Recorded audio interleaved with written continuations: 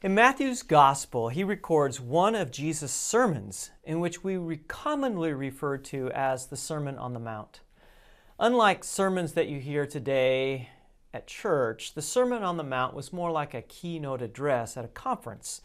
This rather long discourse did not have one or two or even 3 points like a modern-day sermon, but rather was chock full of points and has provided material for a mountain of sermons ever since. But that is not to say that the Sermon on the Mount was not a well-planned and coherent discourse. It was, but just not a sermon in the sense that we think of today.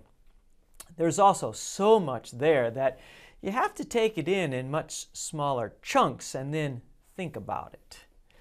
Well, this past week, I was listening to a recorded message from Tim Keller, who taught on part on the Sermon on the Mount where Jesus addressed the use of money. His teaching came from the passage that's recorded in Matthew chapter 6, where Jesus said, "Do not lay up for yourselves treasures on earth, where moth and rust destroy, and where thieves break in and steal. But lay up for yourselves treasures in heaven, where neither moth nor rust destroys, and where thieves do not break in and steal. For where your treasure is, there your heart will also be."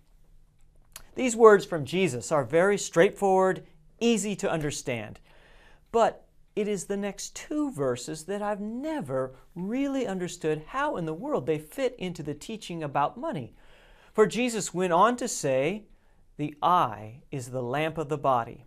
So if your eye is healthy, your whole body will be full of light. But if your eye is bad, your whole body will be full of darkness. If then the light in you is darkness, how great is the darkness?" What has this to do with anything concerning about money?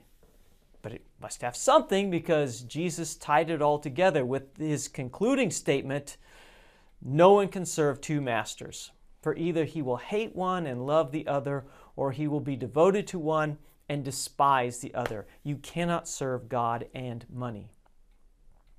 So what in the world does eyesight and money have to do with each other? Well, Tim Keller explained, for me at least, how it all ties together. As Jesus teaches about money, the point of losing your eyesight is that greed blinds you to itself, and that you don't see yourself as greedy. Most other sins are visible. If you're committing adultery, you see it, or him or her who is not your spouse. If you're stealing, you see the theft. If you are lying, you know that you're lying. In all of these cases, we come up with good reasons, of course, for not, for doing the evil that we can plainly see. But greed blinds us to itself in that you don't see it, and thus you do not think that it applies to you. The book of Proverbs also clues us into this fact as well when it says, "Whoever has money never has money enough." If you made twice as much money next year as you are making right now, it would seem like you're really living for a time.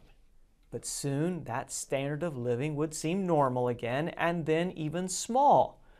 Now, if your salary were to double even again, and keep in mind that would be 4 times what you once made just a short while ago, it too would become normal, and then your heart would desire even more. Greed blinds you to itself. How much that you really need is a much smaller amount than what you want. And we don't think that this wanting more is wrong or evil, but we think it's normal. Everyone, no matter how much you make or don't make, must confront the same amount of greed in the heart. And the problem that Jesus points to when he talks about our eyesight is that greed is a vice that you cannot see in your own heart. So, what is the cure? Just give all your money away, right? Or never take another raise? Well, maybe. Jesus did suggest to the rich young man that he give away his riches to the poor and then come and follow him. But Jesus did not suggest that path for anyone else. Money in and of itself is not evil. Money is a resource like good health, strength, food, intelligence, creativity, and all other abilities and skills. And all resources are given as a gift from God to be used for the care of your needs and the needs of your neighbor. But greed says, oh no, this, whatever it is for me and me alone, and then hides so that you think that such thoughts are normal. How great is the darkness, Jesus said. For money then is your master. You must obey. Money is a great servant, but a terrible master. It will impoverish your soul and leave you destitute on the day of judgment. But there is another master who has served you and has provided a way to really see true riches. Jesus, your true master, has gone the way of the cross to buy you back from the masters of sin and death and gives you a new life with him right now in the light of his goodness and generosity.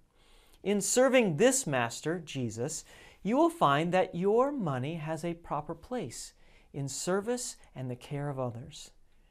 Jesus exposes greed that is hiding in your heart and calls us to live with him and under his care. So, are you greedy? Well, if you don't think so, then you can know for sure that it is hiding well, very well, in the darkness of your heart. If you fear losing the security and power that your money brings, if you despise sharing your wealth and being generous with anyone, if you desperately strive for more and more but are never content, money and greed are your masters. Fortunately, the good news of Jesus is that he can show you the greed, expose it, and drive it out by his generous mercy and love bought on the cross. For you are his, loved, forgiven, and made new. He will lead you in a generous life right now under the new master of his care and grace. So we'll see you all this weekend in worship. And big news, this is the Sunday that Sunday schools start afresh. And that includes for high school on both campuses, junior high on both campuses, all the grades in between, for adults. And we also have a voters meeting after Tyler worship at around noonish for Project 320. Have a great weekend. See you all.